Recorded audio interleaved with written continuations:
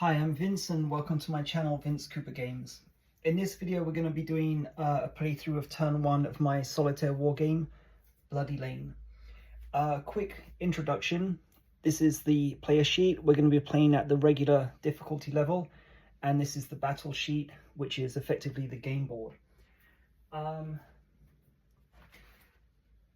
What you have on the player sheet, let me show you quickly. This is the rule book, so you can see here everything is explained very clearly. There's a lot of diagrams. The rules are then summarized into a player aid, which gives a condensed version of the rules. Then over here on the player sheet, you have the rules further condensed. And this contains here probably about 95% of the rules that you need to be able to play the game. The only thing that's really missing are the how to resolve the union actions, but we'll go through that as the game continues. Remember, there are instructional videos as well that I've previously uploaded. So a quick overview of what's going to happen on the battle sheet.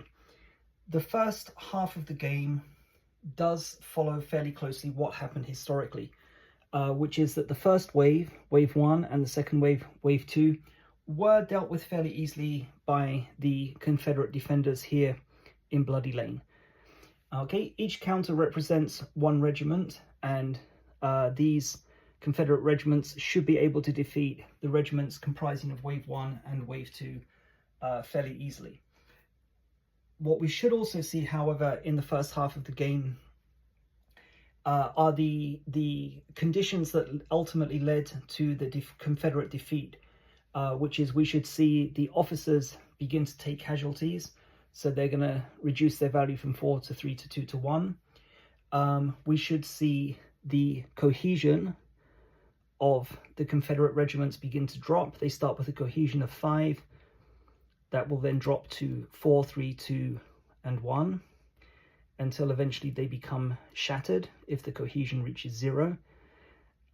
Shattered is important because if a Union counter is in attack position 4 facing a shattered Confederate counter, it will automatically move into that defensive position, and that will be the defeat of the player. Okay, what we're also going to see is the use of ammunition. So the minier ball values will be reduced. I missed a token there. So they count down from 4 to 3 to 2 to 1, and then 0, which means you need to reload. In order to be able to reload, you need to send an ammunition token along the track.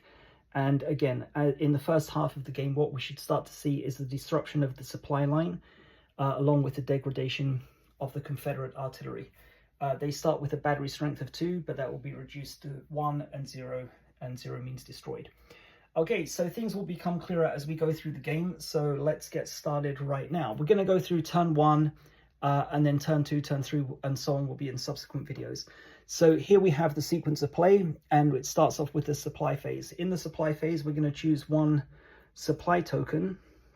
Okay, there are orders, ammunition, or reinforcements. Reinforcements are limited to 3 tokens throughout the game, and also recorded here.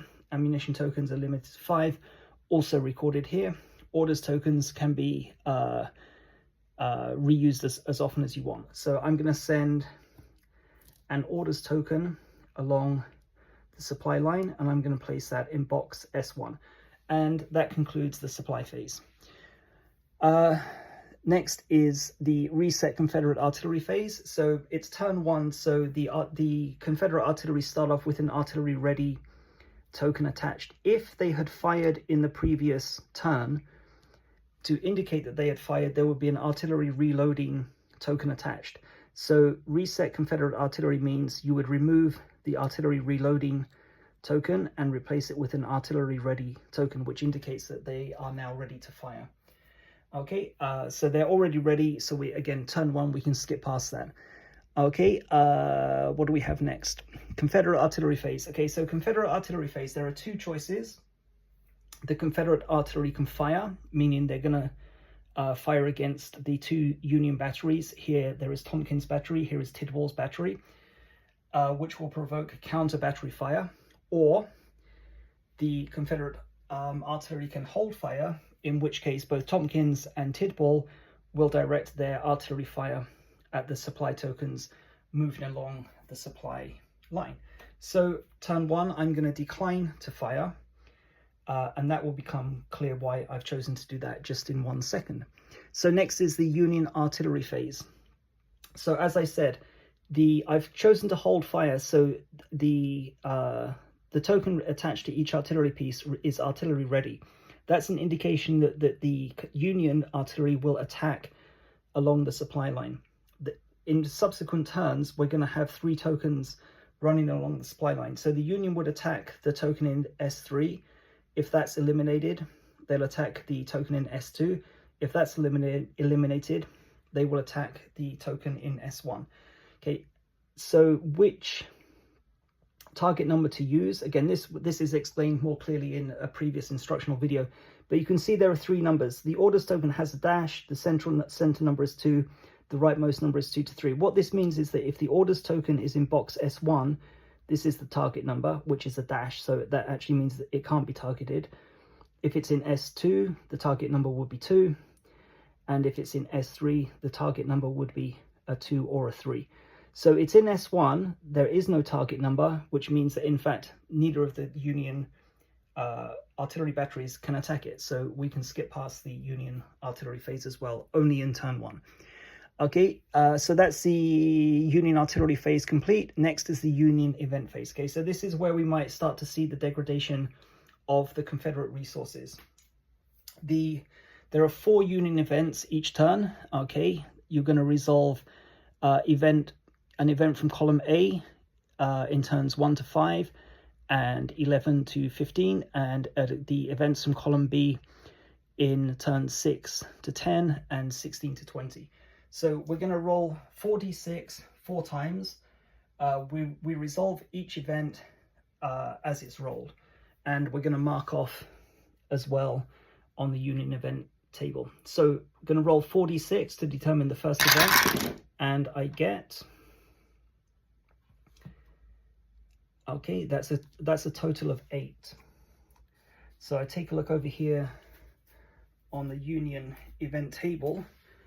Okay, so it's turn 1, so we're going to use column A is a skirmisher event. Okay, and I'm going to write down here 1.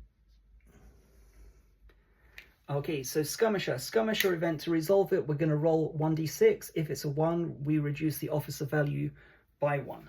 So 1d6, 1 will bring the officer value from 4 down to 3.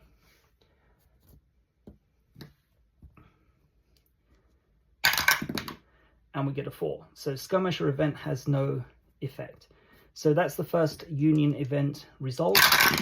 Roll 46 again. This time we've got a 15. So if we check over on the table, 15 turn 1 column A is a reform action.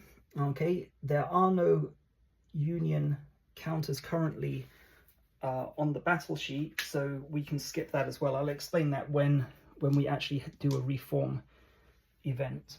So that's 2 events resolved. 46 again, the third event, and we get this time a 16. So if we check over here again, 16 column A is light fire. Okay, light fire means select a target, which is done down here. Roll 1d6. A 1 reduces the target Confederate force cohesion by 1. So 1d6, 1, 2, 3, 4, 5, and 6 is a reroll. So let's determine the target first of all.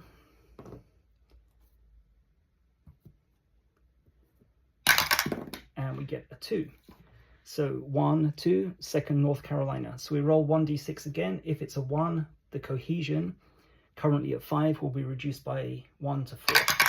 And we get a 6. So the light fire event has no effect. And we mark that off again here with a 1. The 1 indicates which turn the event has been resolved in. So in turn 1, we're going to write down 1 4 times. In turn 2, we're going to write down 2 4 times.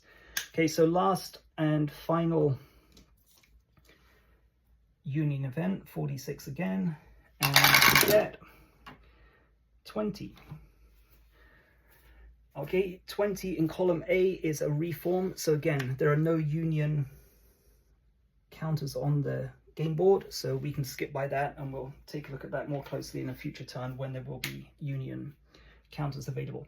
And we've resolved 1, 2, 3, 4 Union events, so the Union event phase is now concluded.